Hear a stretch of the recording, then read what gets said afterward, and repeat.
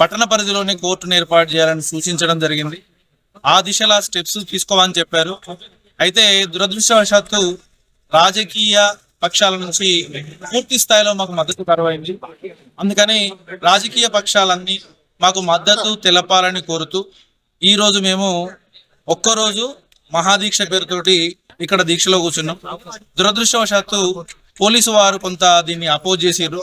అయినప్పటికీ టెంట్ వేసుకొని ఇవ్వకపోతే వారు టెంట్ వేసుకొని ఇవ్వకపోయినా శాంతియుతంగా సామరస్యపూర్వక వాతావరణంలో ప్రశాంతంగా మేము కూర్చొని నిరసన తెలియజేసే ఉద్దేశంతో టెంట్ లేకుండానే ఇక్కడనే కార్పెట్ వేసుకొని కూర్చున్నాం. అండ్ సాయంత్రం 5 గంటల వరకు ఈ దీక్ష కొనసాగుతుంది. అండ్ పూర్తి స్థాయిలో పెద్దపల్లి పట్టణ పరిధిలోనే కోర్టు ఏర్పాటు జరిగేంత వరకు చిట్ట చివరి వరకు మా ఉద్యమం కొనసాగుతుందని తెలియజేస్తున్నాం.